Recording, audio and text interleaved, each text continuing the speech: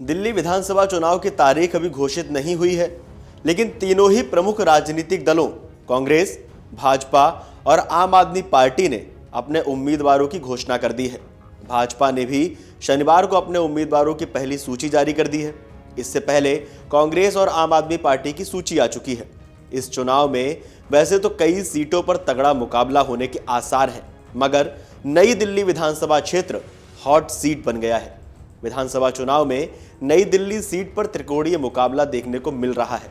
वजह ये एकमात्र ऐसी सीट है जहां पर चुनाव लड़ रहे सभी उम्मीदवारों के बायोडाटा में मुख्यमंत्री शब्द लिखा है। पूर्व मुख्यमंत्री अरविंद केजरीवाल यहां से चुनावी मैदान में हैं, तो दूसरी ओर दिल्ली की 3 बार मुख्यमंत्री रहीं शीला दीक्षित के बेटे संदीप दीक्षित इस बार कांग्रेस के टिकट पर यहां से चुनाव लड़ रहे हैं। तीसरे उम्मीदवार प्रवेश वर्मा है, जो पूर्व मुख्यमंत्री साहिब सिंह वर्मा के पुत्र हैं। खास बात यह है कि प्रवेश वर्मा और संदीप दीक्षित दोनों पूर्व लोकसभा सांसद रहे हैं। ऐसे में अब देखना यह होगा कि दिल्ली के पूर्व सीएम अरविंद केजरीवाल इस डबल चैलेंज का सामना कैसे करते हैं। बता दें कि अन्ना आंदोलन के बाद 2013 के दिल्ली विधानसभा चुनाव में आम आदमी पार्टी को 28 सीटें मिली थी। उस वक्त केजरीवाल ने नई दिल्ली सीट से चुनाव लड़ा था। उन्होंने 3 बार की मुख्यमंत्री शीला दीक्षित को हराया था। इसके बाद 2015 और 2020 के चुनाव में भी केजरीवाल ने इसी सीट से जीत दर्ज कराई थी। 2013 के बाद से लेकर अब तक इस सीट पर आम आदमी पार्टी का कब्जा रहा है। दिल्ली के 2015 और 2020 के चुनाव में कांग्रेस पार्टी का खाता तक नहीं खुल सका था।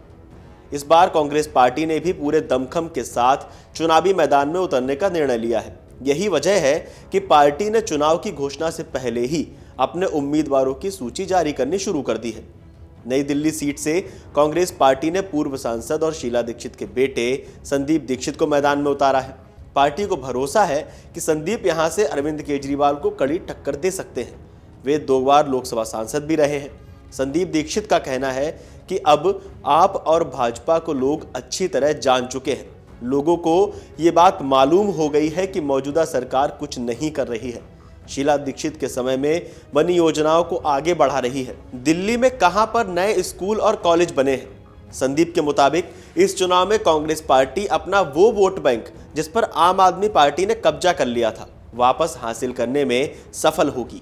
उनका कहना है कि शीला दीक्षित ने अपनी मेहनत और विकास के बल पर दिल्ली में रहने वाले दलित समुदाय, मुस्लिमों और दूसरे वर्गों को कांग्रेस पार्टी के साथ जोड़ा था।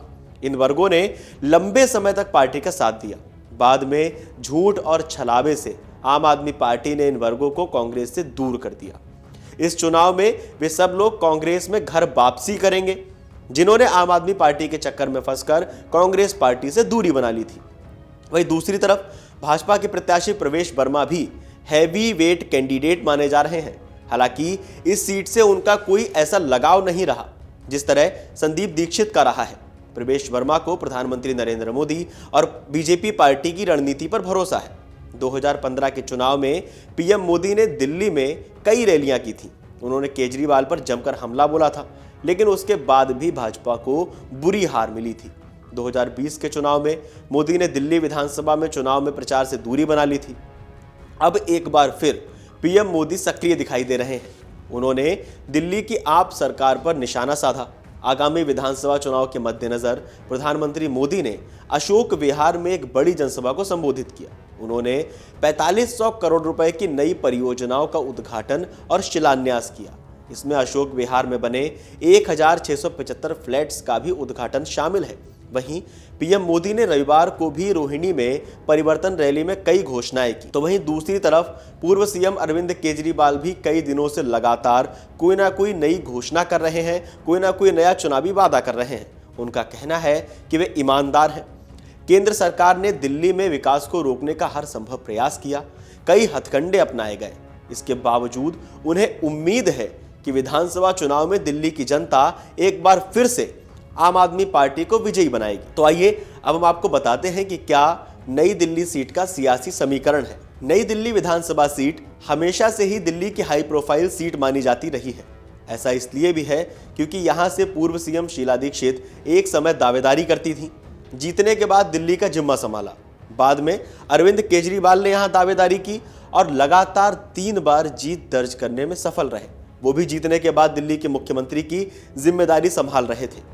नई दिल्ली विधानसभा सीट बिल्कुल सेंटर में स्थित है। यहाँ कई वीआईपी इलाके आते हैं, जिनमें कनॉट प्लेस, लुटियंस दिल्ली और सरकारी कार्यालयों वाले क्षेत्र आते हैं। इस विधानसभा क्षेत्र के अधिकतर मतदाता शिक्षित और आर्थिक रूप से संपन्न हैं।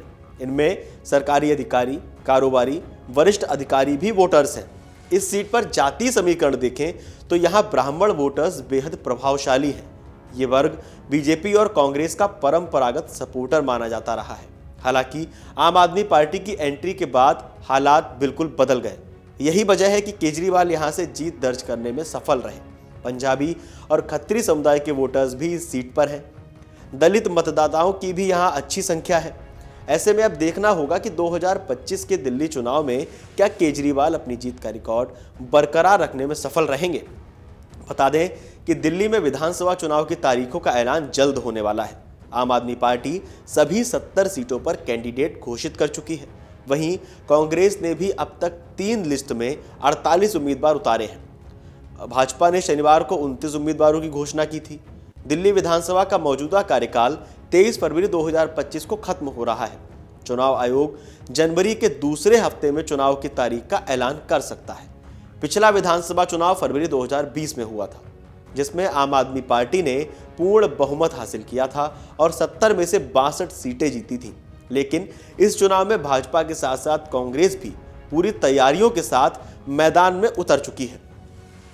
दिल्ली विधानसभा चुनाव को लेकर आपका क्या कहना है, आपका क्या मानना है, आपको क्या लगता है? अपनी सीट को लेकर आपका क्या मानना है, हमें कमेंट करके बताइए और देखते रहिए अमर उजाला। अमर उजाला जीवांजलि के सारथी की मदद लें और महाकुंभ में स्नान जरूर करें।